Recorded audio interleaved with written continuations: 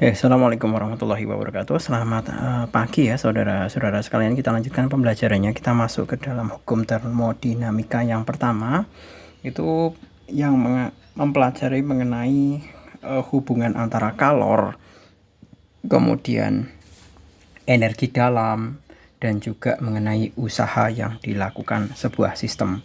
Nah, secara umum atau secara ringkasnya, rumusan yang bisa saya berikan di sini adalah bahwa Q itu adalah kalor ya.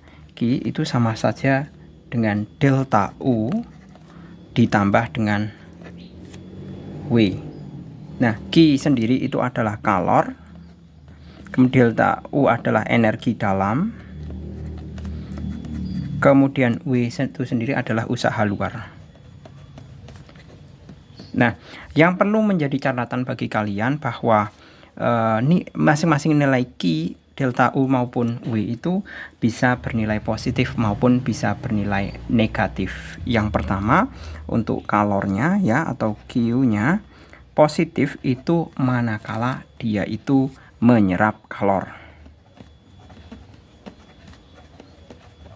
Sedangkan kalau negatif, dia adalah melepas kalor.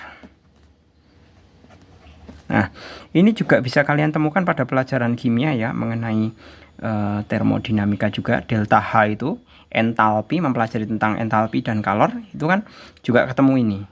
Kalau negatif itu pasti dia melepas kalor, kalau positif itu menyerap kalor. Endoterm, kalau negatif itu adalah exoterm. Nah, sedangkan delta U itu juga sama, ada nilai positifnya, itu mengindikasikan ada kenaikan suhu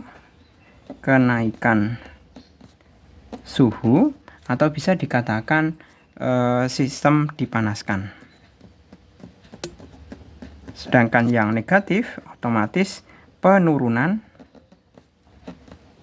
suhu atau didinginkan. Nah, seperti ini. Kemudian untuk W sendiri itu kalau manakala positif, dia mengindikasikan bahwa sistem itu melakukan usaha. Sistem melakukan usaha pada lingkungan. Nah, sedangkan negatif, jika sistem itu diberikan usaha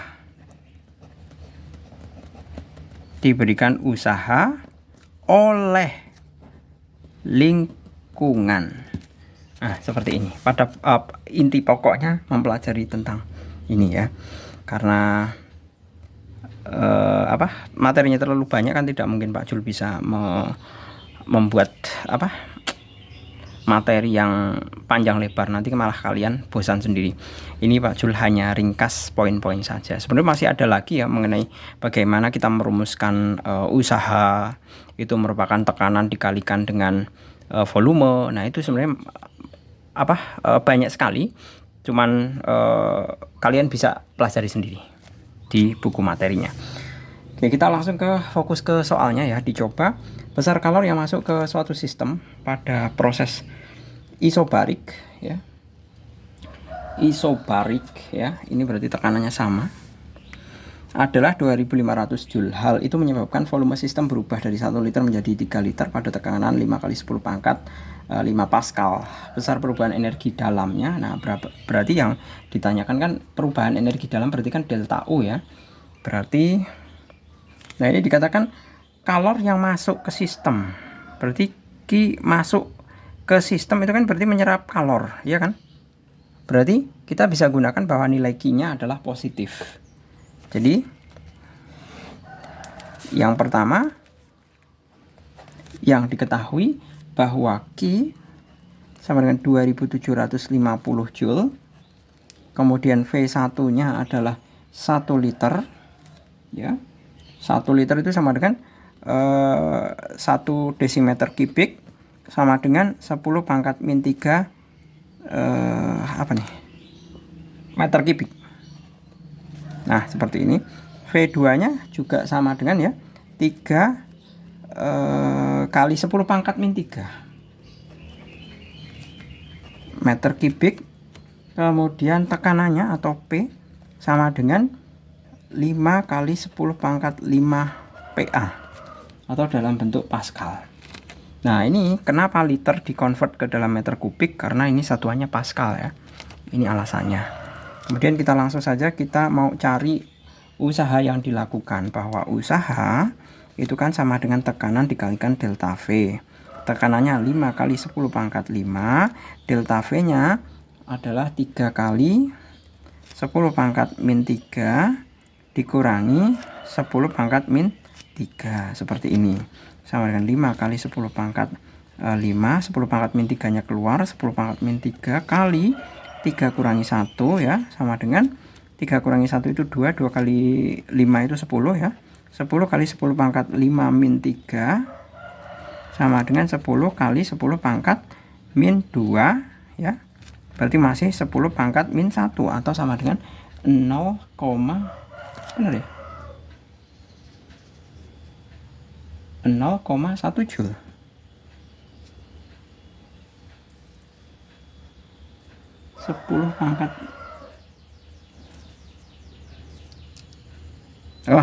Kok ini jadi min toh, ini positif ya.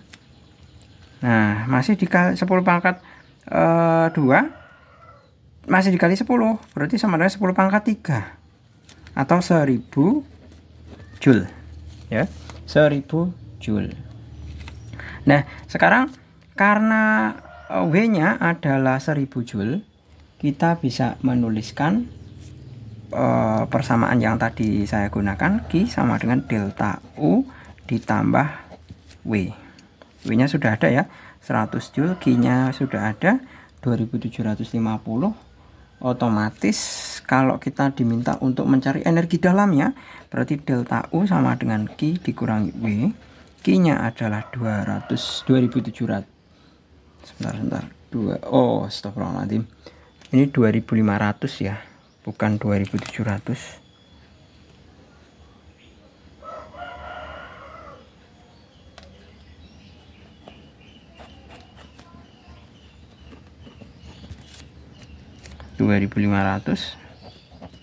dikurangi 1000 sama dengan 1500 Joule. Nah, 1500 Joule itu bisa dikatakan 1,5 kali 10 pangkat min 3 10 pangkat 3 kayak gini. Ada enggak ada. Bisa juga 15 kali 10 pangkat 2. 15 kali 10 pangkat 2 yaitu B. Nah, seperti itu. Kemudian yang nomor kedua, 2 mol gas di atomik. Nah, ini diingat, mol gas di atomik ya. Di atomik berarti N-nya nanti 2. Di atomik. Yang diketahui N sama dengan 2. Kemudian T1-nya perubahan suhunya dari min 23 derajat Celcius itu sama saja, kalau dikonvert ke Kelvin ya, min 23 ditambah 273 sama dengan 250 derajat Kelvin. Kemudian T2 nya sama dengan 77 derajat Celcius sama dengan 77 tambah 273 sama dengan 350 Kelvin. Nah, seperti ini. Kemudian yang diketahui lagi besar kalor yang diperlukan. Yang diminta adalah besar kalor yang diperlukan. Berarti sama saja Q pakai rumus umumnya adalah CV kali delta T. Sama dengan 2. Nah, ini karena N-nya itu 2 ya. Berarti pakai 3/2 N R delta T sama dengan 3/2 kali 2. R-nya, R itu kan tetapan. R itu tetapan, nilainya 8,31 kali delta T-nya adalah 350 kurangi 250. 250. Nah, ini bisa coret-coret 3 kali 8,331 kali 100. Hasilnya adalah 3 kali 8 sama dengan 831 dikalikan 3 ya. Itu 2493 Joule. Nah, 2493 ya, ada ya yang A seperti itu. Oke, berikutnya untuk yang nomor keempat. Nomor yang poin B. Gas ideal monoatomik memiliki tekanan 2 kali 10 pangkat ini, volumenya sekian dan suhunya 400 K. Mula-mula gas mengalami isokorik hingga tekanannya 3 kali 10 pangkat 5 Pascal. Kemudian gas mengalami proses isobarik sehingga volumenya menjadi 4 meter kubik. Tentukan suhu gas pada tiap-tiap akhir proses. Nah, ini simpel banget pertanyaan yang B ini ya. Konsep dasarnya yang perlu kalian pegang adalah rumusan ini. PV per T sama dengan ini 1, 1, 1. PV ini 2, 2 per T2. Nah, kalau masalah isobarik, isokorik maupun isotermis ya. Kalau isotermis kalian cukup tutup T-nya. Nah, seperti ini. Jadi persamaannya jadi P1 V1 sama dengan P2 V2. Itu kalau isotermis. Term berarti suhunya sama. Kalau suhunya sama ya sudah, suhunya hilangkan. Seperti itu. Kalau isokoris. Nah, kalau isokoris berarti kan volumenya sama, tutup saja volumenya. V-nya hilangkan. Berarti nanti persamaannya jadi P1 per T1 sama dengan P2 per V2. Ini namanya isokoris. Tadi yang saya hilangkan P1 V1 sama dengan P2 V2, ini namanya isotermis. Ya. Nah, kalau tekanannya yang sama berarti V1 per T1 sama dengan V2 per T2. Ini namanya isobaris. Karena tekanannya sama. Seperti itu. Jadi konsepnya yang perlu kalian pegang apa? Yang kalian pegang itu ini. Nah, kamu cukup pakai ini, kamu nanti ingat isotermis. Oh, ini kok ini T ya ini. Nah, termis berarti T-nya hilangkan. Jadi seperti ini. Baris, bar itu kan tekanan. Tekanannya sama, berarti tekanannya hilangkan. Jadi ini. Isokoris itu volumenya sama. V-nya hilangkan. Jadi seperti ini. Jadi kita belajar itu mengefisienkan memori kita. Ya walaupun otak kita itu memorinya tidak terbatas. Tapi kalau kita buat efisien seperti ini, cukup mengingat satu sudah bisa mengingat lainnya. Seperti itu. Oke. Kita evaluasi yang diketahui terlebih dahulu ya. Yang pertama adalah tekanannya. Di situ diketahui P1 V1 T1 ya ini ya. P1 2 kali 10 pangkat 5 Pascal. Kemudian V1 sama dengan 2 meter kubik. T1 sama dengan 400 Kelvin. Kemudian di sini ada tekanan kedua ya. Berarti P2 sama dengan 3 kali 10 pangkat 5 Pascal. Kemudian gas mengalami proses isobaris sehingga volumenya menjadi 4. Berarti V2-nya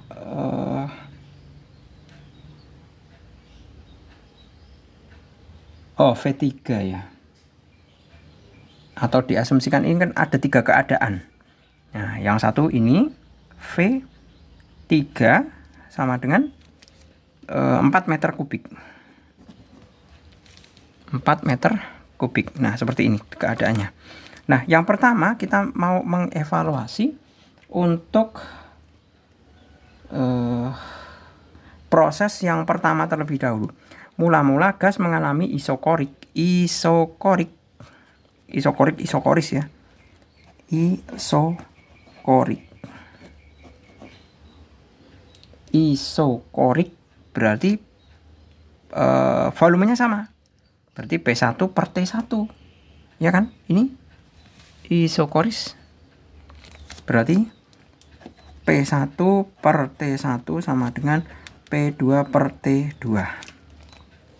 P1-nya adalah 2 kali 10 pangkat 5, per T1-nya adalah 400, P2-nya, nah ini nanti yang buat keadaan 1 ini ya.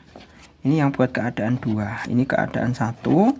Nah, berarti P2-nya kan 3 kali 10 pangkat 5 per T2. Ini bisa hilang ya. Nah, ini tinggal 200. Ya kan? Tinggal 200, berarti T2 sama dengan 200 kali 3, yaitu 600 Kelvin. Nah, selesai.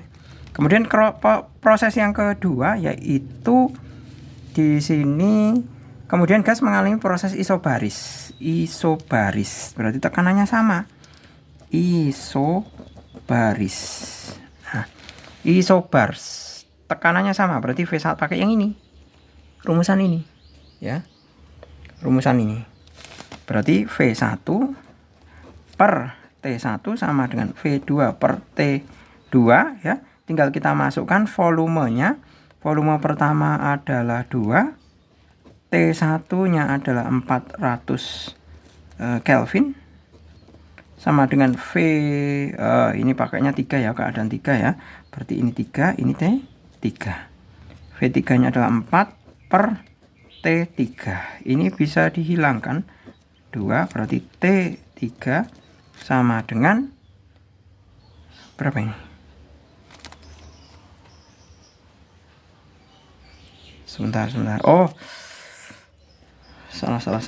Ini kan kemudian gas mengalami proses isobarik, berarti isokorik dulu terus isobaris ya. Nah, ini ingat. Berarti ini saya tulis di sini ya, T2-nya sama dengan 600 Kelvin ya. Terus isobaris. Berarti kita bekerjanya adalah memakai dari ini, dari sini dulu, dari yang diketahui ini ke sini, bukan pakai data yang ini ya. Seperti itu. Jadi karena volumenya kan tetap ini 2, karena volumenya kan tetap dari yang pertama, ya kan? 2. Berarti kita memakainya adalah volume 2, T2. Nah, ya benar, ini 2, T2, T2-nya 600. Nah, seperti ini. Kesalahannya Pak Jul tadi itu. Nah, volume 3-nya 4, volume 2-nya itu kan karena dia isokorik kan volumenya tetap. Berarti di sini kan tetap volumenya. Yaitu volumenya adalah V2-nya juga tetap 2 meter kubik. Seperti itu. Ini dibagi 2 ya. Berarti T3 sama dengan 2 kali 600 yaitu 1200 Kelvin. Seperti itu. Jadi karena ini gasnya itu kan dalam satu kesatuan. Mulai dari proses awalnya ini, awalnya adalah kondisi 1, P1, V1, T1. Kemudian menggunakan dibuat isokorik. Kalau isokorik sedemikian hingga dia, karena dia volumenya sama, saya tulis dulu sini, volumenya sama dengan 2 meter kubik. Nah, kemudian untuk P2 dan T2-nya ini dari sini. Nah, kemudian untuk dalam kondisi ini, kondisi ketiga ya. Kondisi ketiga itu menghitungnya adalah dari kondisi yang ini, kedua ini. Seperti itu, ya. Jangan sampai salah. Tadi Pak Jul hampir salah kalau kondisi 3 diperoleh gini aja biar nggak bingung ya. Ini kondisi 1, ini kondisi 2, ini kondisi 3, ini 2, ini 3. Nah, seperti ini biar tidak bingung. Jadi prosesnya seperti ini. Nah, jadi kita untuk melakukan perhitungan pada kondisi 3 tetap menggunakan kondisi 2. Jangan sampai pakai kondisi 1 untuk memprediksi kondisi 3. Karena urutannya di sini sesuai soalnya adalah mulai kondisi 1 diubah isokorik, kemudian diubah menjadi isobaris. Seperti itu ya. Oke, gitu saya rasa cukup, semoga bermanfaat. Terima kasih, selamat pagi. Assalamualaikum warahmatullahi wabarakatuh.